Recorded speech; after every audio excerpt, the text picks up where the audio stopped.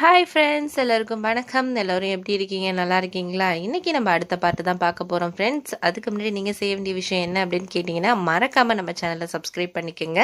கீழே இருக்க பெல் பட்டனையும் கிளிக் பண்ணிக்கோங்க. அப்போ தான் நான் போடுற வீடியோஸும் கதைகளும் உங்களுக்கு உடனுக்குடனே நோட்டிஃபிகேஷனாக வரும் ஃப்ரெண்ட்ஸ். வாங்க கதைக்குள்ளே போகலாம். எனக்கு அவர் என்னை வீட்டுக்கு இன்வைட் பண்ணோன்னே போகிறதுக்கு கொஞ்சம் பயமாக இருந்தாலும், அவர் நம்மளை ஒரு அன்பாக கூப்பிட்ருக்காங்க அப்படிங்கிறப்போ கண்டிப்பாக நம்ம ஒருத்தவங்க நம்ம மனசை கஷ்டப்படுத்தக்கூடாது. அதனால கண்டிப்பாக போகணும் அப்படின்னு தோணுச்சு. அதுக்கப்புறம் சண்டே காலையிலேயே நல்லா எல்லாம் ரெடி ஆகிட்டு ஒரு 9 o'clock போல் இருக்குது அவங்க வீட்டுக்கு நான் போனேன். அவர் சொன்ன அட்ரஸ்க்கு போனதுக்கப்புறம் எனக்கு வெளியிலே நான் நின்றுட்டு இருந்தேன். காலிங் பெல்லை அடிச்சிட்டு இருந்தேன். டக்குன்னு அப்புறம் அவர் வந்தார். சரி, ஓகே, இதுதான் அவர் வீடு அப்படிங்கிறத நான் புரிஞ்சுக்கிட்டேன். வா வா உள்ளார அப்படின்னு சொல்லிட்டு அவர் ரொம்ப அன்பாக என்னை அழைச்சாரு. அதுக்கப்புறம் அவங்களோட மனைவி இருந்தாங்க. அவங்களுக்கு 2 குழந்தைங்க, எல்லாம் ஒரு ஹாப்பியான ஃபேமிலி. ரொம்ப சந்தோஷமாக என்னை பேசிக்கிட்டு இருந்தாங்க. அவங்க ஒய்ஃபும் சொல்லிகிட்டு இருந்தாங்க, நானும் உங்கள் ஊர் சைடு தான்ப்பா, அப்பா பிறந்ததெல்லாம் உங்கள் ஊர் சைடு தான் அப்படின்னு சொல்லிட்டு இருந்தாங்க. ஓ அப்படியா மேடம் அப்படின்னு சொன்னேன். மேடம்லாம் சொல்ல வேணாம், நார்மலாக நேம் சொல்லியே கூப்பிடு, என்ன மேடம் அதெல்லாம் சொல்லிகிட்டு இருக்கேன் அப்படின்னு சொல்லிட்டு சிரித்தாங்க. அதுக்கப்புறம் வா சாப்பிட்லாம் அப்படின்னு சொல்லிட்டு சொன்னாங்க. இல்லை, நான் வரும்போதே மார்னிங் சாப்பிட்டு தான் வந்தேன் அப்படின்னு சொன்னேன். சரி, ஓகே, ஏதாச்சும் ஸ்நாக்ஸ் சாப்பிடு அப்படின்னு சொல்லிட்டு அவங்க ஒய்ஃப் ஏற்கனவே அவர் சொல்லிட்டாருப்பா, ஒரு 3 டேஸாகவே சொல்லிகிட்டு இருக்காரு. அது மாதிரி என்னோட ஒரு ஃப்ரெண்டு வராங்கன்னு சொல்லிக்கிட்டே இருக்காரு. குழந்தைங்க எல்லாருக்கிட்டையுமே சொல்லிக்கிட்டு இருக்காரு. என்னதான்னு தெரியல, ஒன்று என்னமோ அவருக்கு ரொம்ப பிடிச்சிருக்கு, என்னன்னு தெரியல. ஏன்னா அவர் சீக்கிரம் யாருக்கிட்டையும் ஃப்ரெண்ட்ஸ் ஆக மாட்டார். ஒரு ஆஃபீஸில் ஒர்க் பண்ணவங்களே பார்த்தீங்கன்னா அந்த 5 வருஷத்தில் ஒரு 2 பேர்கிட்ட தான் எங்கள் வீட்டுக்கு வந்திருக்காங்கன்னு பார்த்தா அந்தளவுக்கு தான் இருப்பார். ஏன்னா ஒன்றை ரொம்ப அவர் பிடிச்சிருக்கு போல இருக்கு, என்னென்னு தெரியல அப்படின்னு சொல்லிட்டு இருந்தாங்க. எனக்கு ரொம்ப சந்தோஷமாக இருந்துச்சு. பரவாயில்ல, நம்மளை இந்த அளவுக்கு ஒருத்தர் லைக் பண்ணுறாங்களே அப்படின்னு தெரிஞ்சுட்டு எனக்கு ரொம்ப சந்தோஷமாக இருந்துச்சு. அதுக்கப்புறம் அவர் அழைச்சிட்டு போய் ஒரு ரூமில் ஃபேமிலி ஃபோட்டோஸு, அதுக்கப்புறம் அவங்க அம்மா அப்பா எல்லா ஃபோட்டோஸும் காமிச்சாங்க. அதெல்லாம் அவரோட மெமரிஸ்லாம் ஷேர் பண்ணிகிட்டு இருந்தாங்க. அப்படியே போணுச்சு. அதுக்கப்புறம் ஆஃப்டர்நூன் என்ன ஆச்சுன்னா சாப்பாடு ரெடி பண்ணியிருந்தாங்க. எனக்கு பிடிச்ச லஞ்செலாம் நான் சொல்லியிருந்ததெல்லாம் அவர் ப்ரிப்பேர் பண்ண சொல்லியிருந்தாங்க அவங்க ஒய்ஃபுக்கிட்ட.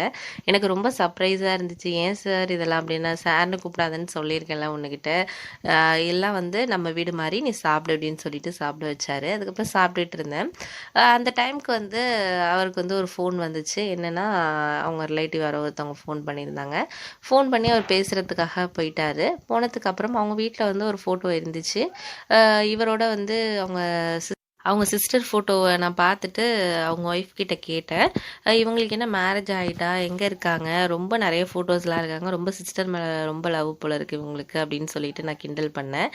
அதுக்கு கூட அவங்க என்கிட்ட சார்கிட்ட நீ அதெல்லாம் கேட்டுறாதப்பா, அவங்க சிஸ்டரை பற்றியெல்லாம் நீ கேட்டுறாத, அது கேட்டால் அவர் ரொம்ப மனசு கஷ்டப்படுவார் அப்படின்னு சொன்னாங்க. எனக்கு ஒன்றுமே புரியலை. ஏன் என்னாச்சு, அவங்க ஏதாச்சும் இறந்துட்டாங்களா அப்படின்னு சொன்னேன். இல்லைப்பா, இல்லை சார் வராரு, நான் அப்புறமேல சொல்கிறேன் அவனுக்கிட்ட என்னென்னு விவரமா அப்படின்னு சொல்லிட்டு அவங்க பேச்சை மாற்றிட்டாங்க.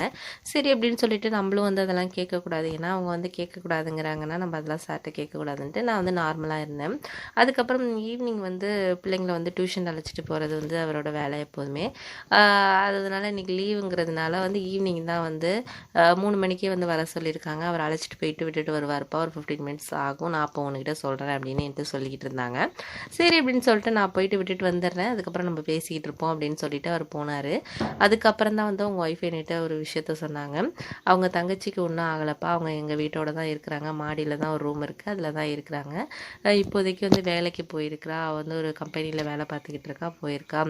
அவர் ஹஸ்பண்ட் அவங்க ஒரு ஆக்சிடெண்ட்டில் இறந்துட்டாங்க. அதனால அவள் அதுக்கப்புறம் மேரேஜ் பண்ணிக்காமல் இங்கேயே தான் இருக்கிறா. இவரும் எவ்வளோ சொல்லி பார்த்துட்டாரு, இன்னொரு மேரேஜ் பண்ணிக்க அப்படின்னு சொல்லிட்டு. கல்யாணம் ஆகி 3 மந்த்லேயே அவங்க அந்த மாதிரி ஆனதுனால அவர் நினப்பாலேயே கல்யாணமே இனிமேல் வேண்டாம் நம்ம லைஃப்பில் அப்படிங்கிற மாதிரி அவர் எண்ணத்தில் இருக்கா.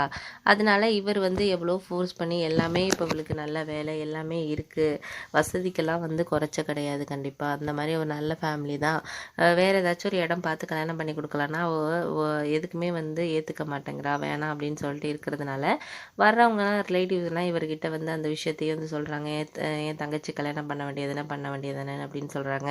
ஆனால் இவர் ரெடியாக தான் இருக்கார். அவங்க சிஸ்டர் தான் வந்து எதுக்குமே வந்து ஒத்துக்கவும் மாட்டேங்கிறாங்க, எதுவுமே மாட்டேங்கிறாங்க. அதனாலேயே இவர் வந்து நிறைய டைம் வந்து அவளை பார்க்க பார்க்க இவருக்கு வந்து ரொம்ப கவலையாக இருக்குப்பா அப்படிங்கிற மாதிரி சொன்னாங்க. அதனால தான் உன்னுக்கிட்ட வந்து நான் அவங்கள பற்றி கேட்க வேண்டாம் அப்படின்னு நான் சொன்னேன். இப்போ புரியுதா அப்படின்னு சொன்னாங்க. புரியுது புரியுது அப்படின்னு சொல்லிட்டு நான் இருந்தேன். அதுக்கப்புறம் என்ன நடந்துச்சுன்னு நான் அடுத்த பாட்டில் சொல்கிறேன் ஃப்ரெண்ட்ஸ்.